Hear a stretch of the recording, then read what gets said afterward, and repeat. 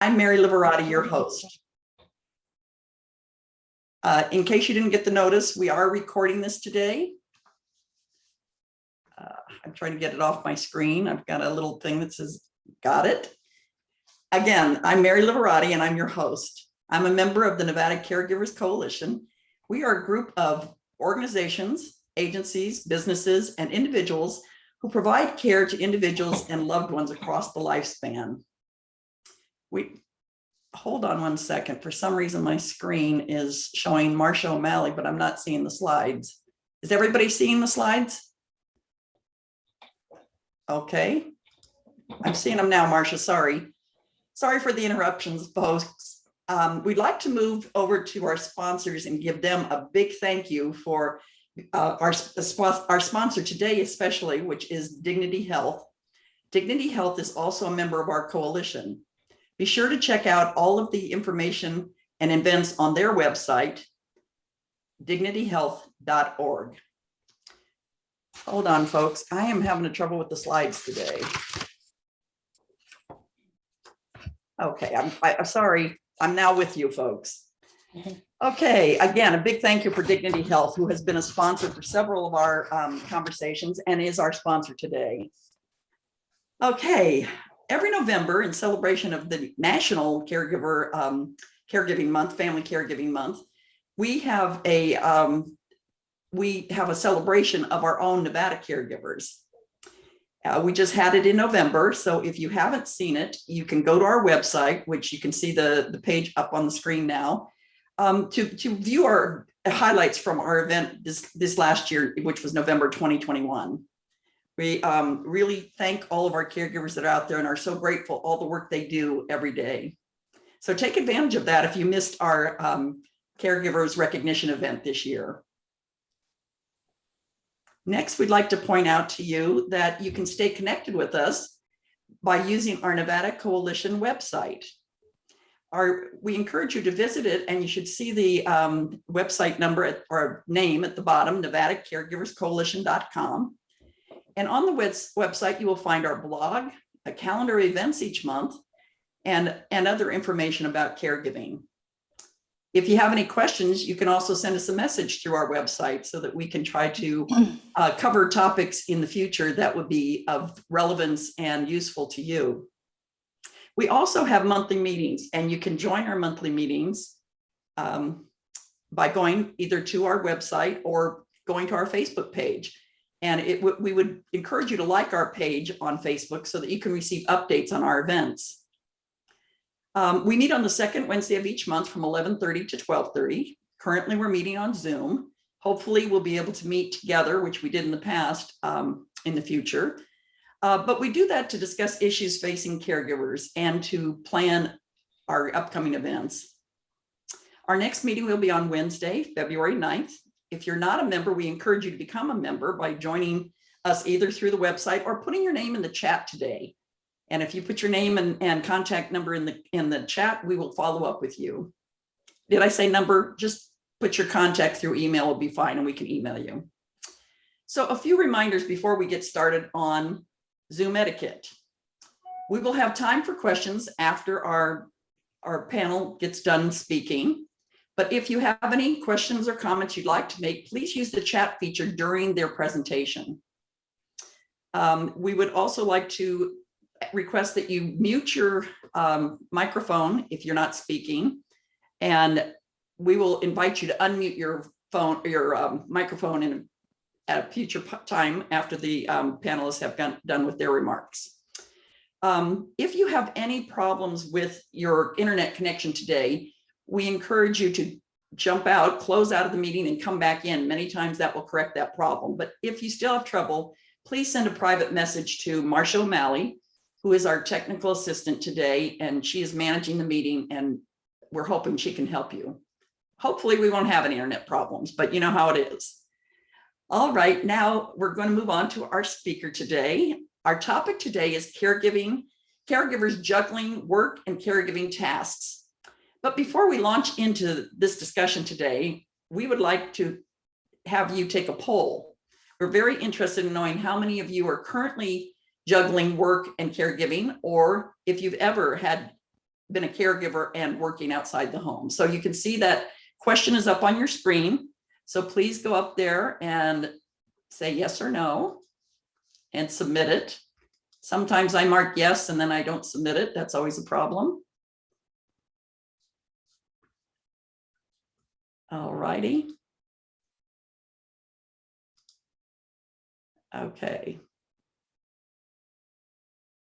Well, wait a minute. Oh, here it is. Here it is already.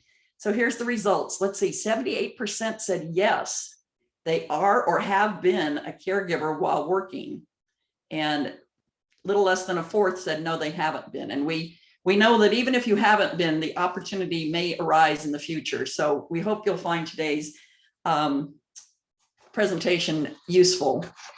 So now, without further ado, I'd like to get into our speaker, and it's my pleasure to introduce our speaker today. Dr. Larry Weiss is a member of the coalition and is the founder and CEO of the Center for Healthy Aging. Dr. Weiss was an adjunct associate professor at the University of Nevada School of Medicine and School of Nursing. He was also an associate faculty in public health at the same university. He was the director of the Sanford Center on Aging for 12 years. The Sanford Center for Aging at the University of Nevada, Reno, I should say, because I knew we are going to people all over the state. So he did that for 12 years, as well as being the director of TCON, which is, I'll have to get this right, Transitional Care of Northern Nevada, for 3 years, which incorporated volunteers in their work. So he's very familiar with working with volunteers. As founder and CEO of the Center for Healthy Aging, he develops innovative, effective, and efficient programs through research, education, and services designed to improve quality of life throughout the lifespan. Through the Center for Healthy Aging, Dr. Weiss has developed innovative programs for elders, such as elder gap services, elder care in the workplace, respite training for caregivers.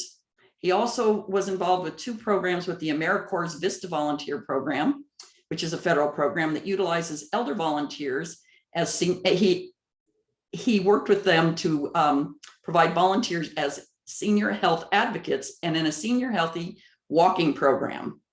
Most recently, he has volunteered to help develop the intergenerational Native American food program called Teach Me to Grow Healthy. His passion is to educate elders to age well and to add years to life. Hello, Larry, and welcome. Well, hello, everybody. It is a pleasure to be here. I was involved with the Caregiving Coalition from its beginning, and it's really great to see it move the way in the direction it has. You guys are doing a really good job. And welcome, everybody.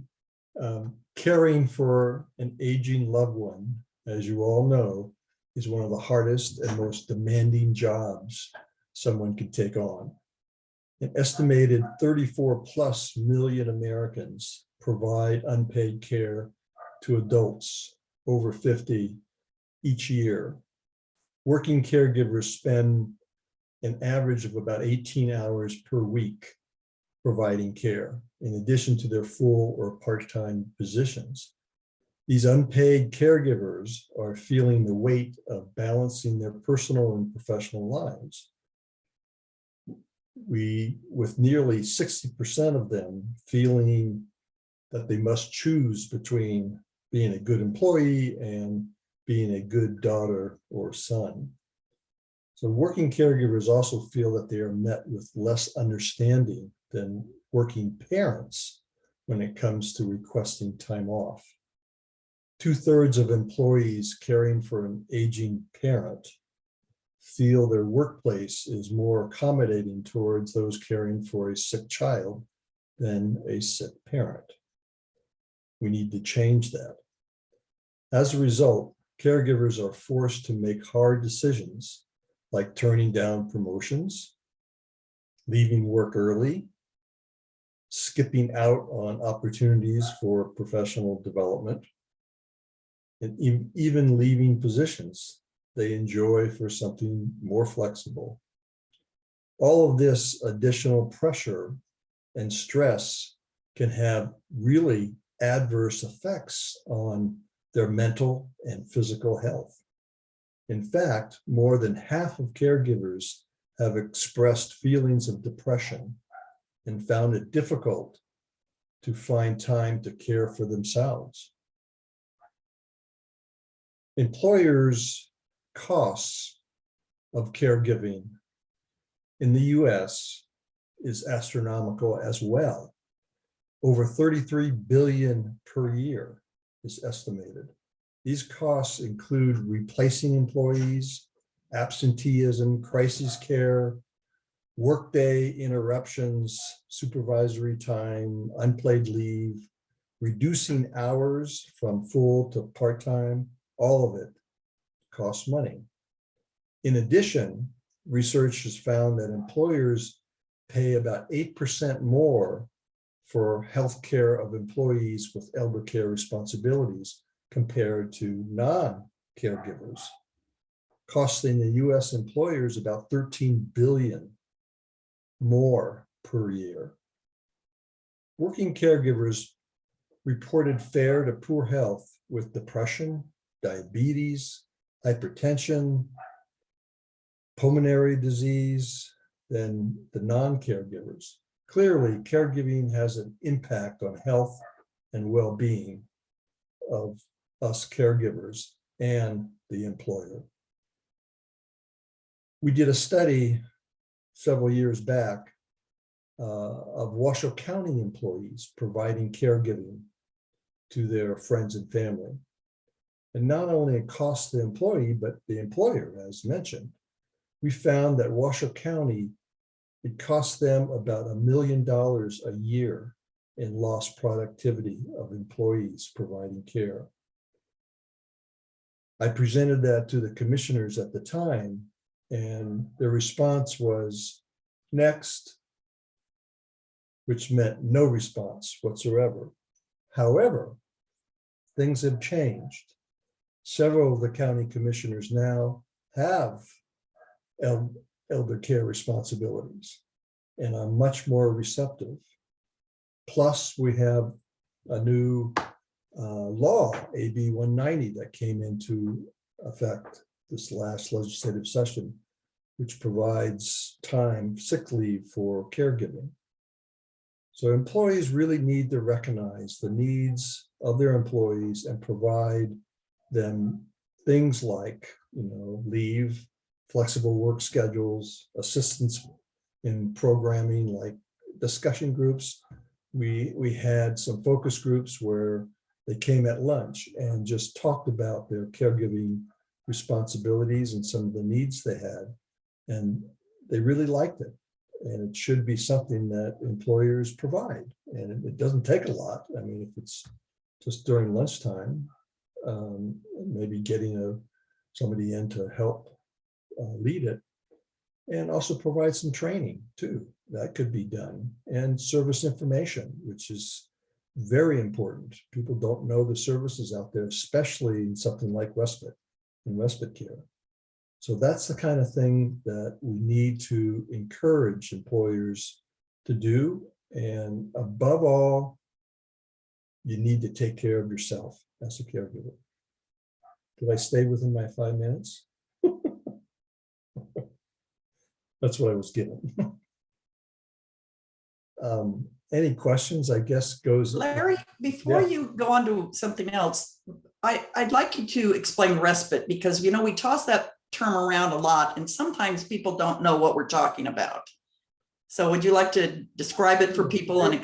Yeah, very, very simply, and I'm sure we have some respite experts here on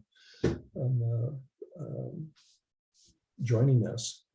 It's just getting help, and there's many sources out there to help even pay for it, to supplement what it is that the care receiver needs.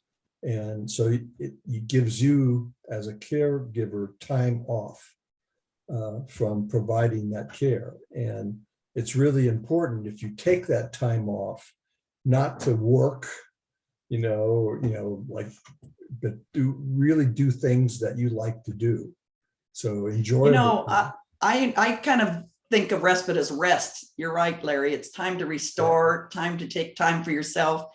And as Larry says, a lot of times caregivers will get respite services that are taking care of their loved one. And then they run around, oh, I've got to go to the store. I've got to do this. Where I always say, go to the movies if you like to go to movies. Go read a book out in a park if you like to read. Give yourself that treat. Treat yourself to be able to just have a little time away from those 24-hour a day, 7 days a week, sometimes caregiving tasks. So I love that. The point is that people need to take care of themselves. As I used to say, even to my daughter-in-law when we had our first grandchild, take care of yourself first, or you can't take care of that baby, and we forget it because as caregivers, we get so busy. So thank you, Larry. And I think we're going to move to the panel. And Larry, please, if you have other things to say, jump in. I will. I don't want you to feel like we've time constrained you.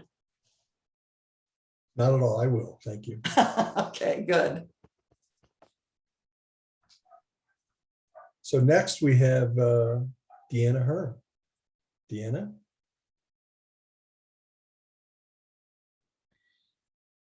Hi, everyone. I'm delighted to be here. Larry, thank you so much.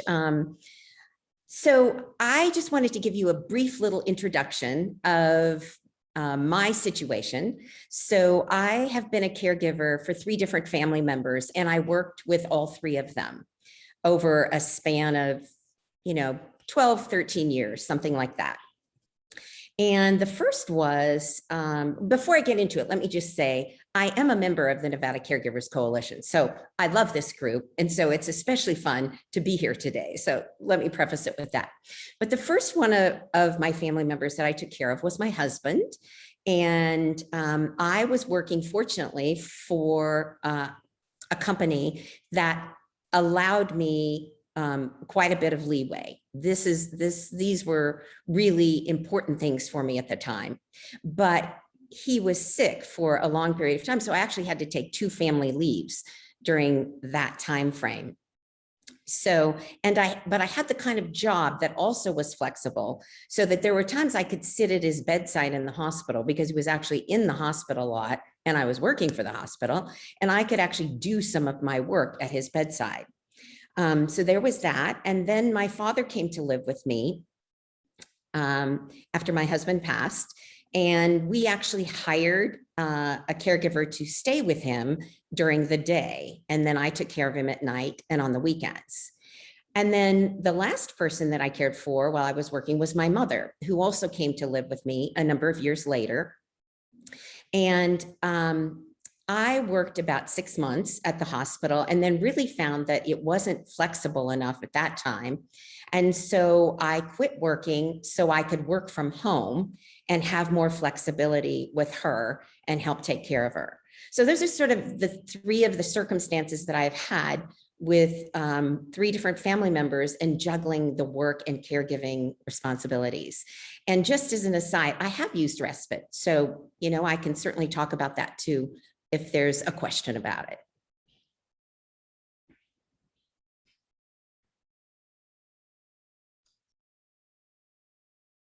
Larry, you need to unmute. Yes, forgot.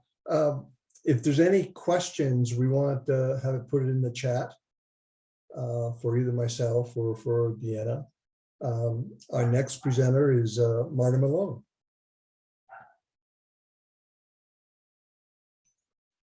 Hi, everyone. I'm Marta Malone, and I am also a member of the Caregiver Coalition and have been for, 14 years, something like that. It's a great group, and I'm very honored to be a part of it and to be here with you guys today.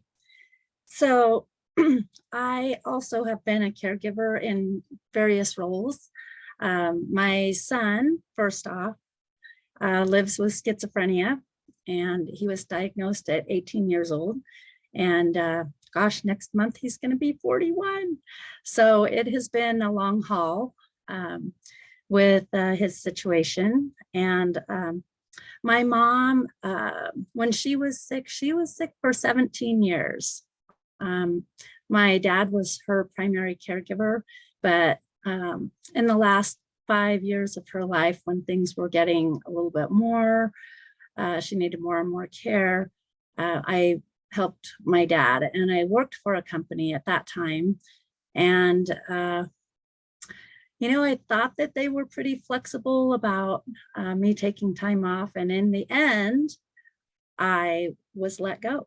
So I don't have a real great story about, my caregiving and being employed. And I had been at the company for 20 years. And all of a sudden my performance suffered. So they weren't very forgiving. And then my father was a caregiver for him. And I was working for a nonprofit that was much more flexible. I actually had learned about respite, and I learned from the Caregiver Coalition. Actually, I'd learned a lot about caregiving and how to take care of myself and things that I needed to do. And so that experience was better. And then lastly, I took care of a friend. Again, was working for a company that actually helped provide respite. And so it was, I guess, much more balanced, but it was also through the pandemic. And so it kind of helped me get through that pandemic, I think, too, by, having something to focus on and something to do, and a person to be with during that time. So yeah, I've had a variety of caregiving responsibilities, continue to do so with my son. And I will be very happy to answer any questions that you guys might have.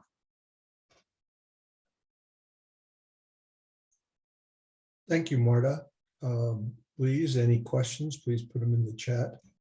And we have our next presenter is Marcia O'Malley. Well, hi, everybody. And I'm kind of on the tails of Marta. I'm also a parent caregiver. I have a 24-year-old son who has Down syndrome. So I've had kind of a lifetime experience of caregiving with him. And during his life, had the honor of doing caregiving for my father-in-law for about a year before he passed, and a little bit of a shorter time frame, about a month or two, caregiving jointly with the rest of my siblings for my mother. And I'd say that, work has always been a really interesting thing to juggle throughout all of this. When I had my son, I had been actually working with temp agencies, just doing temp work around town, because I knew that I was going to want to take a little time off once we had a child. We didn't know that he was going to have Down syndrome. So when he was born and the diagnosis was confirmed, that threw us into a whole new tailspin and a whole new level of understanding how to care for a child. Finding childcare for a child with a disability is not easy. And finding childcare, generally speaking, is not that easy. So we had a lot of challenges along the way, but we had a lot of really, really great support in addition to that. In his very early infant stage life, he was getting services through our early intervention services department. And they had a program that was training daycare providers to work with young children with disabilities. So we were just incredibly blessed to be able to be part of that program. And we were partnered with a family childcare provider who was providing services in her home.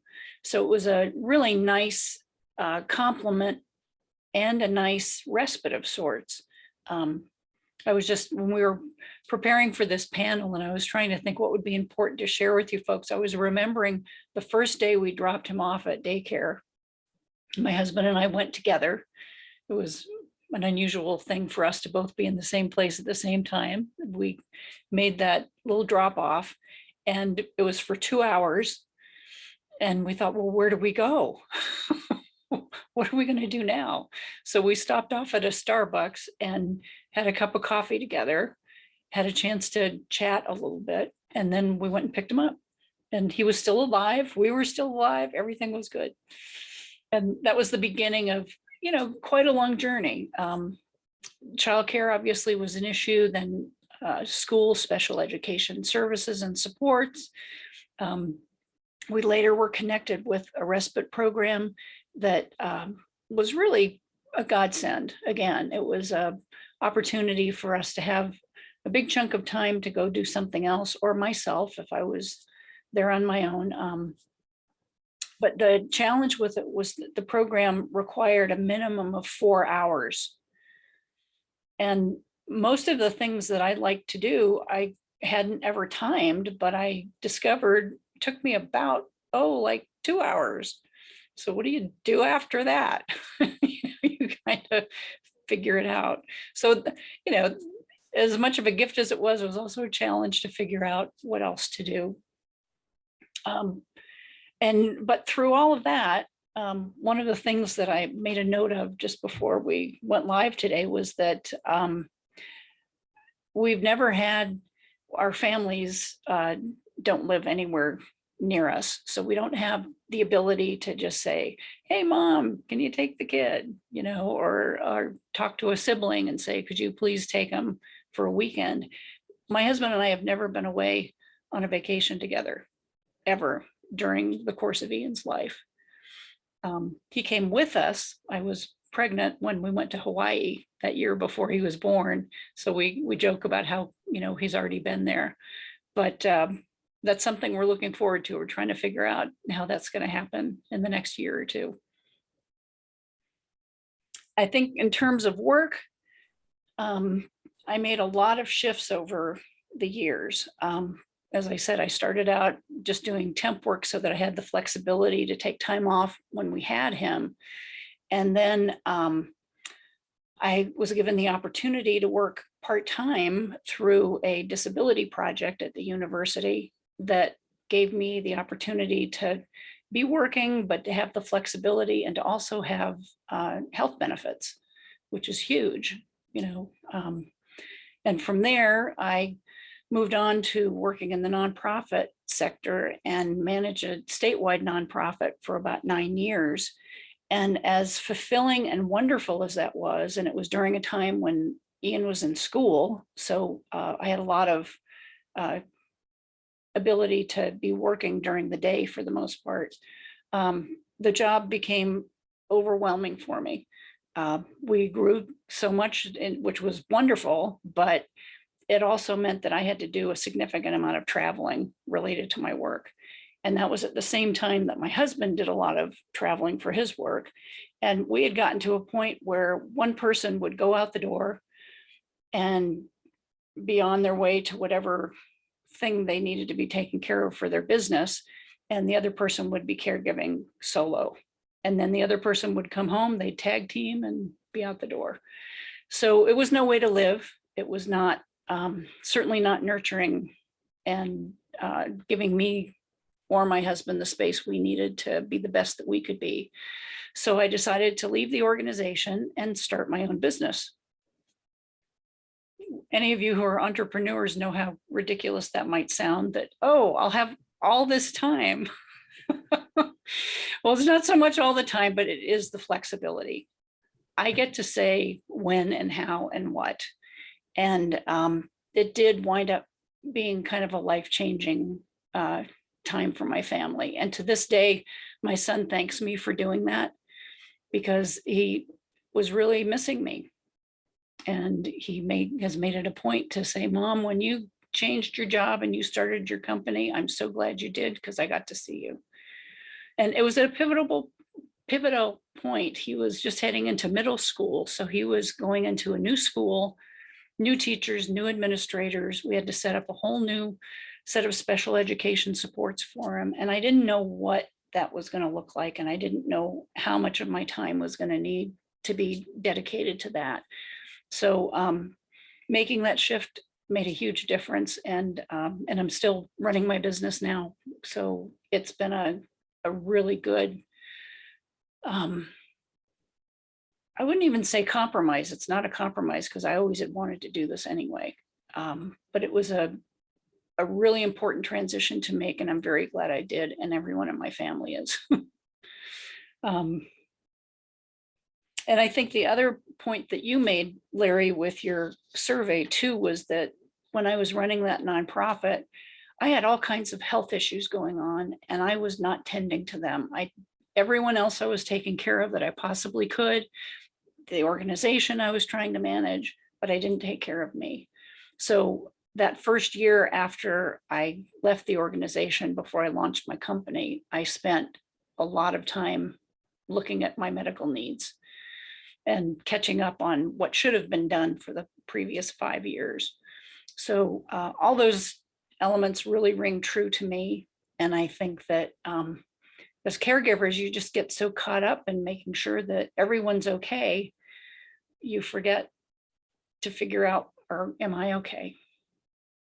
So I'm in a much better place now. And I think tapping into those supports like respite, and in my case, really quality childcare made a huge difference for me. I was able to step out and feel confident that my son was being cared for and I was contributing, in the workforce the way I wanted to. So I think that's all I want to say now. Obviously, if you guys have any questions, we're all here to answer them. But this is a conversation after all. Well, we do have some comments and questions in the chat, but I would just like to invite Cheryl Donnell to hop on here because she does work with the Respite Care Coalition. And, some of the comments you're making, Cheryl, in the chat, I think are really important points. And in fact, I'd like you to start with the last one that I see, that's how people think of respite as coverage while at work. So will you do that for us? Great, I get to be on camera again. Excuse me. Yeah, because the coalition's always looking at respite as kind of the minimal support that caregivers should get as they're taking on those caregiving roles. As Larry said, 18 to 20 hours of care a week. That's a part-time job already. And in addition to their work hours, that makes quite a commitment. Respite being meant for when they're needing a break for their own health, for their own personal time, for interests, hobbies, activities, time to spend with their family. Marcia, that vacation that you need with a husband, or time with to be a couple, or with other children, etc., with friends, even colleagues, that you would normally be associating with on your time, on that you don't now have because of care. So respite is really kind of that minimal level of support that we hope that all caregivers can achieve, whether it's through friends and family, through supports that allow them to have that time off because their kids are in school, or that there's a day program or something that their loved ones involved in. Oftentimes people who are working are looking for just a little bit of help. I've had caregivers who've said, I really just need somebody to check on my mom, or I need to have somebody who can handle the calls. She's calling all the time while I'm at work. Those kind of interruptions, and they think respite is intermittent and it's short term, and that there is some system that we have to have somebody who could handle those calls in their behalf, almost like a personal assistant or something. But and that is not exactly easy to achieve. We need to look at different options. Maybe technology will allow us to have more of a role in that, but at this point, it's a real challenge. I think the pandemic has helped people to look at work from home and remotely. I think that has saved us actually this past couple of years, because people who could continue to work from home That didn't mean it made it easy, but that was at least allowed. And I think a lot of them have said, we really like that. That's a good way to have work, home life balance, is to work from home and be able to address those immediate kind of interruptions and then get back to work. And so that, I think, is going to be part of our ongoing work environment. I think that the question about what respite is, obviously it's meant for self-care for that caregiver when they are not committed already to somebody else. And so work is already a commitment. And so that's why it's so difficult for caregivers to work and when care creeps into their work hours, because they can't stay focused on a task.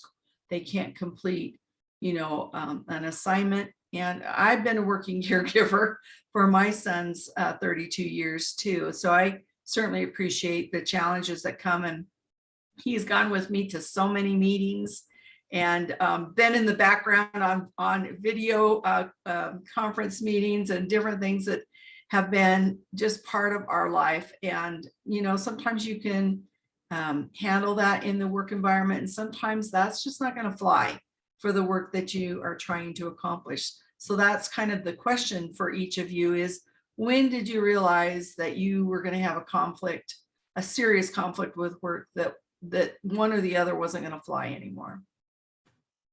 And I think a good follow-up question you actually have in the chat is, whether anybody here either considered whether or not to quit working or decided not to continue working because of their caregiving demands. Mary, I could jump in a little bit on that. I didn't decide to quit working, but I decided to quit working in an organized structure. I left the hospital, and because I had work that I could do on my own, much like Marcia, I started my own business so I could work at home and take care of my mom. And I would go into my office and work and then check on her throughout the day. But it allowed me to have flexibility to get her to appointments and to things she needed to do, and for me to keep an eye on her kind of throughout the day. It's a challenge. And I was fortunate because I did marketing and public relations and communications kind of work. So I could do that from home. But I couldn't take care of her and work in a formal structure at a company anymore, because I just couldn't leave frequently enough to take her to the medical appointments she needed and to keep an eye on her enough. So I didn't leave working altogether, but I certainly changed it up. Right.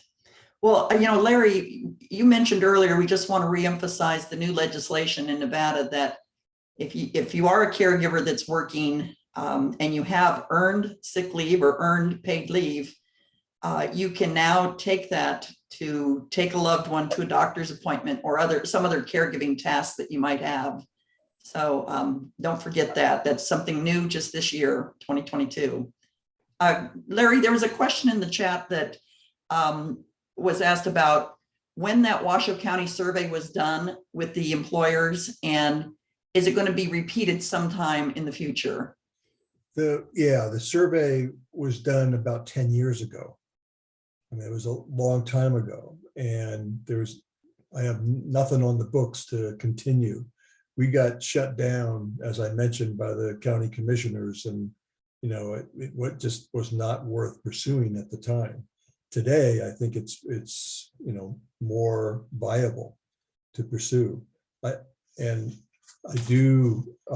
have no plans on doing that at the moment, but would welcome others to do that. We surveyed the working population with help through the Washoe County personnel folks, and got them to come to focus groups as well. So that's how we collected the data. And I would encourage, if some people are interested, I'll perhaps be happy to share the documents that we had put together to collect all that. I do have a Larry, yeah. One other question I had was, I can't go any place that I don't see a help wanted sign up these days. we know unemployment is very low, that there's a demand for workers. Do you think now's the time that maybe caregivers can negotiate a little bit with employers to try to see if there's a way to be a little more flexible in the workplace to help people keep working while they're taking care of a loved one? I think there's much more receptivity now than it was, a decade ago. So I would encourage people to do that and to. So does anybody have any tips that if you were going to, if you're currently working or not, how do you approach an employer and ask them for that flexibility and about the demands you have on caregiving? Does anybody have any tips or something they'd like to share on what may work, or Marta, it looks like you might have something to Yeah. say. So when I read that question in the chat, I thought about my situation with the company I was at that I was terminated from. And I was honest and upfront about what was going on in my life. And we had a family medical leave, the FMLA. However, I was in management at the time, and I knew that anybody that approached anybody in management at the company about using FMLA, it was kind of a, one of those marks on your record that nobody shared that out loud or anything, but that's what it was. It's like, oh my gosh, they're going to use FMLA, and now what are we going to do? And so I didn't go there. And I think today's world, this was 15 years ago, or wow, a little bit more. But anyways, I think in today's world, it's different. And I hope, and maybe more, hopefully people are using it more and know about it. I mean, the only reason I really knew about it, I think, was because I was in management. I don't think a lot of the workers really knew. They didn't even know it was an FMLA. option to Right. to use FMLA, Family Medical Leave Act. And we had what we call discretionary time off, which was supposed to be sick leave and vacation leave, and you could kind of use it, but it truly wasn't discretionary.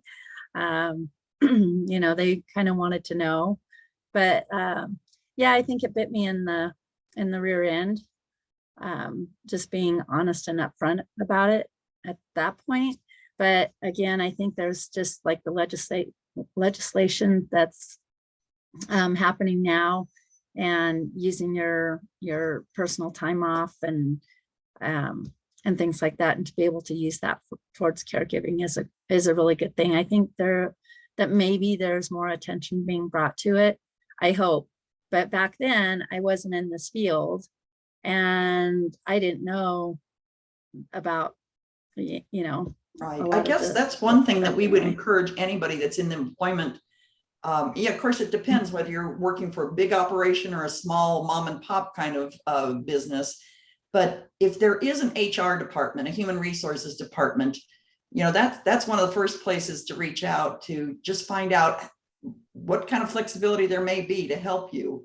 We throw these terms around like FMLA, which is the Family Medical Leave Act. And a lot of times people think, I used to use it myself for relieving my stepmother, where I take a week off time, and because they were in another state, then I travel there and let her have a week off of caregiving. But it can also be used for intermittent. Right. So if you need once a month to take your parents to the doctor or a child to therapy or something like that, it doesn't have to be where you take a week off. It can be, you need to take a certain amount of time each week off, or every other week. So, but if you have a human resources department, if not your supervisors, the people in management usually know about these things, should be willing to share that with you to help you be the best you are at work, but also to do all those demands that you have as a caregiver and trying to support a loved one. Yeah. So I think advocating for all of that through these businesses, if you do work at a company that is not that doesn't have things in place, or doesn't really know that they have significant numbers of employees with caregiving responsibilities. I mean, typically they do, and the company they don't even know that they have them because people are pretty hush about it, I think. But yeah, I think just talking to the HR department, like you said, and being and advocating for, hey, if there's not something, let's put something in place, and join up with the Nevada Caregiver Coalition and see if there's some resources here that can help. Well, I'd also like to give a little plug right now that when we talk about our November celebration of caregivers and our recognition event for those caregivers that are out there, and I should mention we do it for people that are unpaid family caregivers and volunteers and paid caregivers in the workplace. But we do look for, every year we look for businesses that have really done something extraordinary in helping their workers be able, and their employees be able to address the caregiving concerns that they have, so that they're the people juggling, working outside the home, or not even outside the home anymore, because as we said, during COVID, we've got a lot of people working at home, but we do try to honor those businesses, and we've done large employers and small employers that come up with policies a lot of time, as Marta says, through advocacy, to try to help meet their employees in the trying to help them not only be productive at work and fulfilling their demands at work, but also being able to address those needs they have as caregivers. So if you work ever or hear about a company that's extraordinary that way, we do look at those nominations in the fall, but you'll find that information on our website, I think. So, but I just shout out now, because it's hard for us to find those employers if we don't have somebody that's familiar with the business. So Marcia has a question. Go ahead, Marcia. Yeah, it's not so much a question, it's just kind of a follow-up. Many of us have not worked for companies large enough to qualify for the Family Leave Act. Mm-hmm. And so my advice in that case is to, talk to your supervisor and be honest, and just know that if you're in a place where your company is not going to support you in your caregiving, then it might be time to move on somewhere else. I hate to say that, but I think that it's really important. And when I was running my nonprofit, we were a family organization. So everyone that was employed under my umbrella was caregiving. So family came first. It was known, it was part of our culture, and it was, we just respected each other's space in that caregiving arena. And it was absolutely unique. You will not find that in most small businesses, but I think the more honest you are about your situation and the more upfront you are about it, the more likely you're going to get the support you need in the work environment that you're in. That's a great point, Marcia. I think that's terrific. I do notice that our time is getting a little bit short, so I would like to go back through our panelists and give each of you a chance to just give us any last thoughts you have. Larry, you want to start it off? Well, actually, I have a question for Cheryl. If she. Oh, well, go ahead, Larry. The respite is really important, and I've seen it grow tremendously, over the last decade. There are resources available for people in to have a respite if they can't afford it. Could you share that with us? Right. There are we're in a unique situation right now. We have funding for respite in many places. The actual delivery of respite is really struggling right now because of workforce shortages. Mm-hmm. So we're in a really challenging spot, and I think that is making caregivers really look to their natural supports around them, those family and friends and others that they can draw into that caregiving circle, and so that there's some shared care there, because that's really going to be critical. I know that a lot of family caregivers who are working, they are cutting back hours. They're going from full-time to part-time, or they're finding remote work that they can do from home. And I was one of those caregivers that when my son was born, was running a small home-based business so that I could continue to work and have kind of that outlet still while my children were really quite small until kind of the school district services were able to kind of give me a little bit more of a block of time that I could devote to work. So respite is really, really important because I think that, like I said before, is the minimum we want to give every caregiver. Working caregivers still need respite. Yeah. They give their time to their employer, then they come home and their caregiver and taking care of their family needs. And when is their time? And so carving out that time for them, we know is really restorative. It prevents a lot of the challenges that caregivers experience in their anxiety, depression, their own health. They can take better care of that. They're outside exercising, seeing friends, making those connections. And so the freedom to do that, the support that they can garner, even to go to a support group meeting, those kind of things that allow them to have those connections with friends and families and colleagues are really what keep them in that caregiving role long term. And so that's why respite has been so critical. We do need to be real receptive to what we can do to support our family caregivers. And we have a lot of people come to Nevada from other states who were paid to be caregivers in that social service system. And we don't have as many options like for that in Nevada. There are a few where the family caregiver can actually get paid to be the caregiver of their loved one. So Cheryl, But when you say usually- that, do you mean that the family themselves find somebody that's willing to do it, maybe a neighbor? And then your program is able to pay the neighbor to come in and provide that service? There are programs where family or friends can be hired to be the caregiver for that individual. They usually need to be Medicaid eligible. So that's low income, low resources. And so that often knocks a lot of people out of. Yeah, my mother-in-law never wanted somebody in the house that was a stranger. So we couldn't put in paid services. We couldn't put in respite services. You know, she was 93 years old taking care of her 94-year-old husband who had a stroke. And it was very difficult finding her some services, but I didn't know if you folks would pay for that or not, but there may be some program that. I mean, there are programs that would pay for that. Absolutely. Okay, good. All right. Well, as I said, we're running out of a little bit of time. Deanna, did you have any closing thoughts? I do, Mary. I just want to tell a quick respite story that I think is important. So I was taking care of my mom and I was working from home, but it had been, many years with my husband's illness and my father's and their deaths and so on and so forth. And even though I was working in the field of aging much of that time and understood what was going on, I still didn't take very good care of myself. And so finally I decided, no, I needed to have a little bit of a respite. And there were some respite funds available.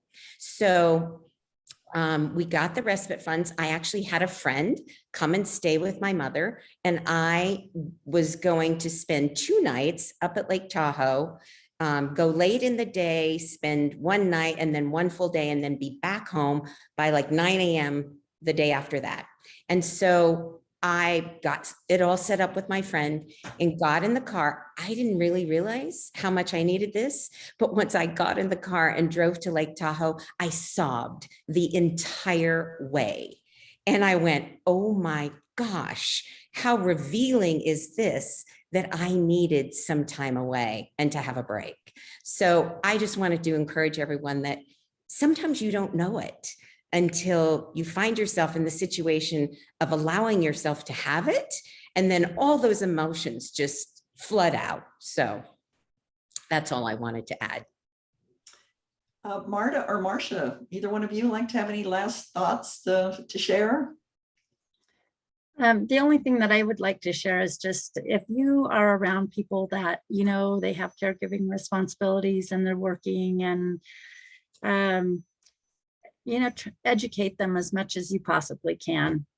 And if I know from experience that there's never any time to come to meetings or, even Zoom things like this. But if they can, it's so important to really understand that you're a caregiver, number one, and recognize that and know that there are resources out there like the coalition.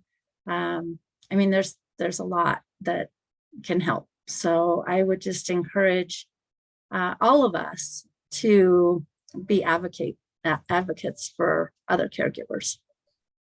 Thanks, Marta. Yeah, and communicating. Communication is really important. The question was raised, do you communicate with your employer? Yes, I would really suggest to, talk to your employer, especially your family and friends, and work out plans, not handle it all yourself. Marcia? And my last thoughts are, if any of you know people who are looking for meaningful work, there is an absolute workforce shortage for caregivers who are professionally offering respite or caregiving on some level. And we're personally experiencing that right now. My son qualified for a respite program about, easily 2 months ago, maybe almost 3. And we thought we had someone finally hired a couple of weeks ago, and that worker showed up first day of work and tested positive for COVID. So if it isn't one thing, it's another. But, these are very difficult times. These are, but if you do know of people who have a heart, and please get them connected with one of these positions, because the need is really, really great, and I'd really personally appreciate it. Well, we appreciate all that our caregivers do too, because you are the heart and soul of our communities, taking care of folks. And I thank all of you for being here today. Thank you to our wonderful panelists, Dr. Weiss, Marta, Marcia, Deanna. Thank you for sharing your time today to share your insights on juggling that workplace and caregiving tasks. So we'd also like to give a big thank you today to our sponsors. We had 2 main sponsors this year, which were Dignity Health, who is our sponsor today, and AARP. The 2 of them sponsored most of our programs this year, and we thank them so much. We could not have done this without them. I'd also like to thank Marcia O'Malley of Mindful Media Services. So not only is she a caregiver and working, she also volunteers to do this for us too, and spends time with us. But we like to thank her for her technical assistance at our meeting today and throughout the last year. So Marcia, thank you so much for that. We have a great committee that tries to plan to put these conversations together. And that includes Deanna Hearn, Cheryl Donnell with Nevada Lifespan Respite Care Coalition and the Nevada Aging and Disability Services Division, and Riley Franco with AARP. So thank you for all of them, for all the work you've done in the past year to put on these conversations. During the past year, we were holding our conversations with caregivers on a monthly basis. So we were doing that every month so that people would know there was a certain day and time that we would be doing that, and trying to hold different topics each month that we felt and hoped would be relevant for people that are providing care. But we decided to take a step back and to really look at our program and see what we can do to improve it. So we will be sending a survey out to everyone that's throughout the last year who has participated in these conversations. And we're going to ask our participants for some input on days and times, or evenings better, daytime better, whatever might work better for caregivers, and also what topics would be relevant to them. So if you're either here today or somebody watching the taped version of this, we're always interested in getting that information and input. So please share either through our website or through Facebook. Let us know what your comments and concerns are. Meanwhile, I did mention that we record all of these sessions, and these recordings will be made available to the public on our website. Today's conversation will be on our website shortly after this presentation. So please take advantage of these recordings. I know I have even gone to the recording, I've gone to the sessions, and I've gone back in because I remember things that were said that I didn't take enough notes. or I might want some of the contact information again. So please take advantage of those recordings. So everyone here will, as I said, receive a follow-up with the information to access that recording. And also, again, requesting that you consider giving us some comments on future sessions that you may like, topics that might be of concern to you. So share these with your friends and family and anybody else that might be interested. We appreciate you getting that information out to folks. And if you would like to become more involved with the coalition, please consider joining the Nevada Caregivers Coalition. You'll get information about that on our website, or again, in the chat. Before you go, please put your name and contact information, and we'll reach out to you. So thank you for your attendance today. We look forward to seeing you at one of our future events. Goodbye, everyone. Good luck, and we hope that you have a healthy, happy new year. Thank you.